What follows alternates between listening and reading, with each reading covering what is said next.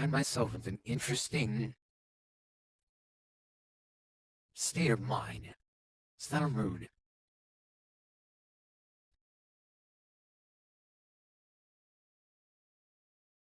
It's almost, I don't think it's completely neutral, but it's close. And best I can describe it is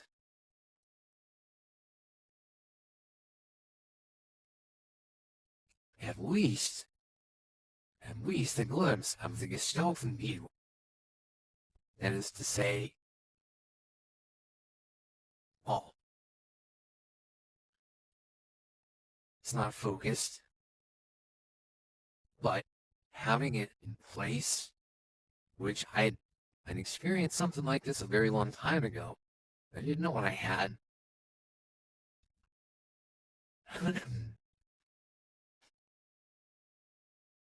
But once you had proximity to this viewpoint, it more actively puts everything into perspective.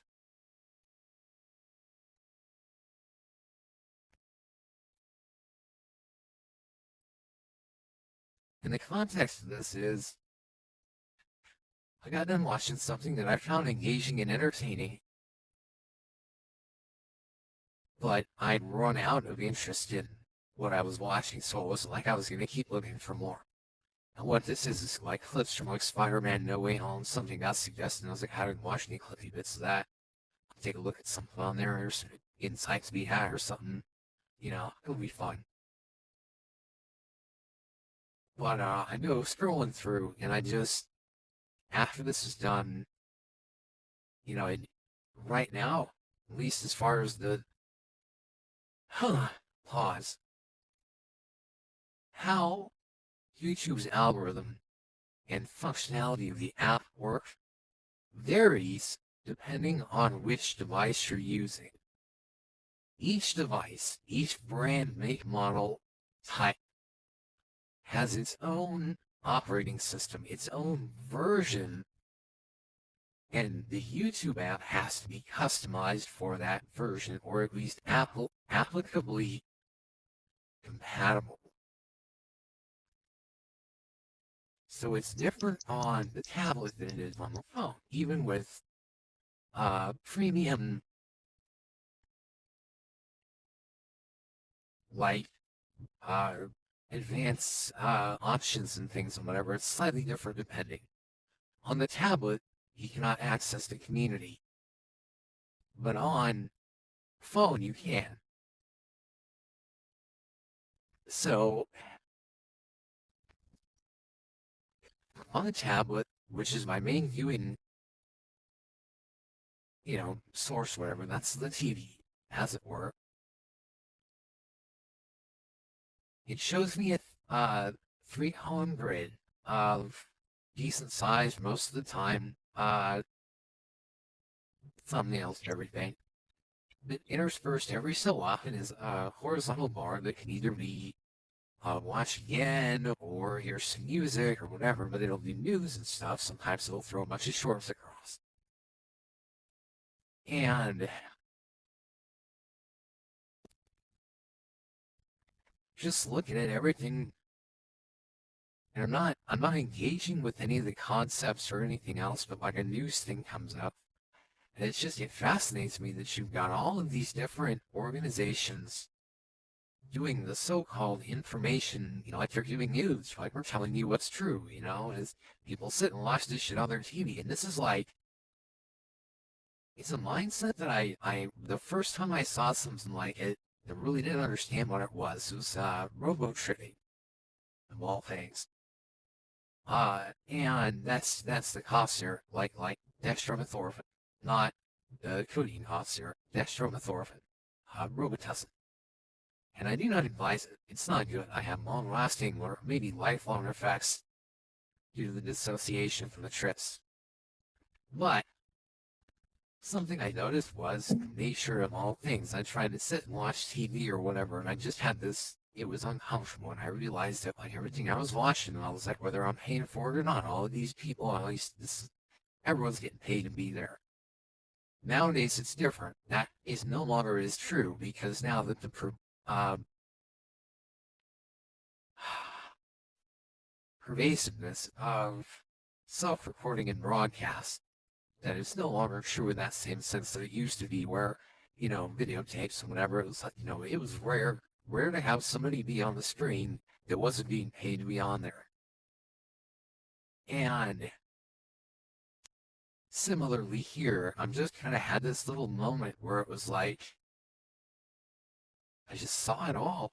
I saw it, and it was, you have all these different regional zones of information control, and this is right along with the art hunting stuff I've been talking about.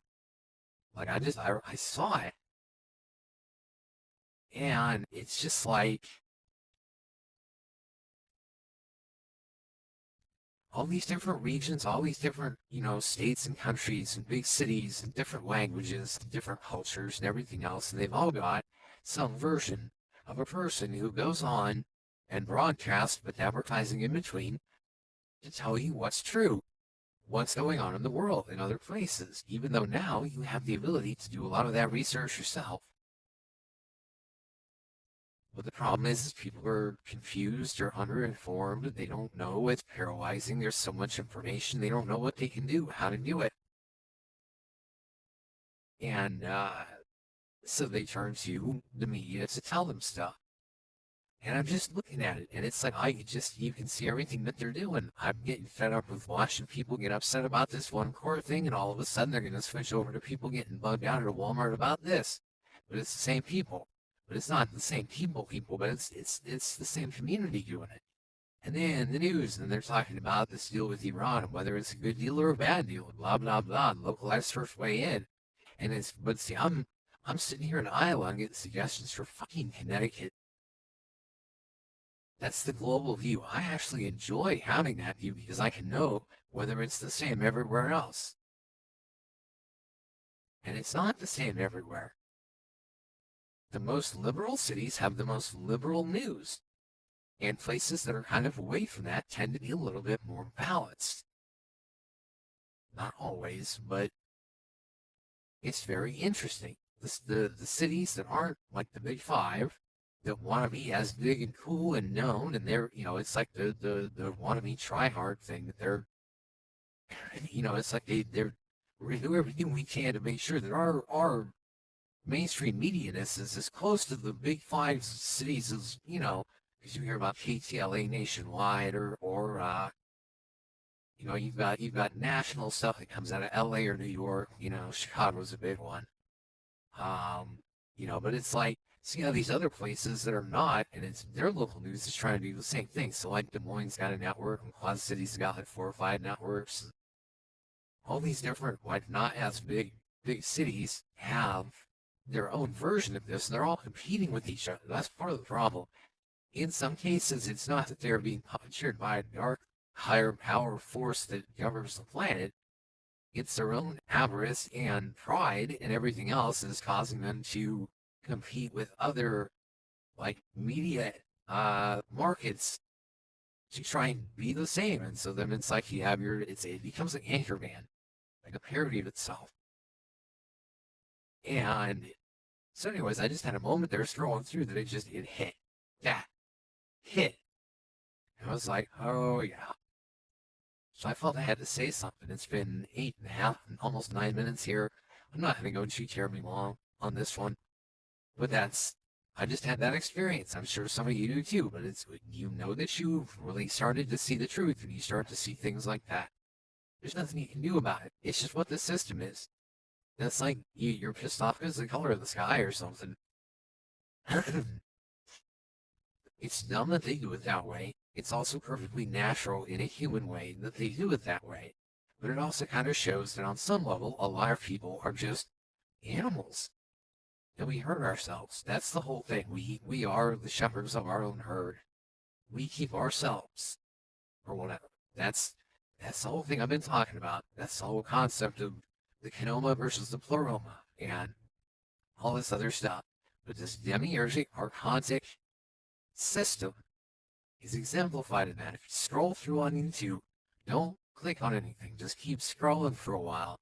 then refresh your page, hit a new view, refresh it again, hit a new view, until you start seeing a broad spread of everything, and you can see exactly how all of these different media markets are all working together to a comprehensive narrative of this force field of what is, what we're supposed to believe is. And you don't have to believe it. You can fight it, but fighting it means subversion. It doesn't mean direct force. But anyways, I saw the thing. It was absolute truth. It was the Gestalten View for just a brief moment, just enough before getting whipped up into the fullness and coming right back down, that I was able to get that 40,000-foot view of what the news is. And it was a healthy reminder. It was just like, that's right. That's why I don't let myself get too emotionally invested, because it's all a bunch of manipulation. It's all a bunch of tactics. It's all a bunch of narcissists and psychopaths and antisocial sociopaths in very good dress and makeup and hair that are competing with each other for who can be the most plastic while spewing mostly disinformation under the guise of truth. And you can see, if you get the right viewpoint, you can see how it's happening to other people as well. And, what's stupid is you can go in and see it, you can leave comments and be like, hey, this is bullshit. All they're doing is nobody's will listen. Nobody cares. Half the replies that you get won't even be real people. Or if they're real people, they're not real people in your country that are dealing with the things that you're talking about. Or whatever they're going to say to you is going to be negative, but not relevant. If you don't know what I'm talking about, on that angle, you can look up data internet theory. So, that's all I have for this video. As the weekend comes in, things are getting ridiculous in the news cycle, and all I gotta say is a lot of these people, as I said in the beginning of this video, are only on that screen because they are being paid to be there. See also, Charleston whites. Seriously, a lot of these people are being paid to be there. Folks have called me stuff, said a lot of mean, that's what's happening. You're gonna start to see it unravel now. Enjoy.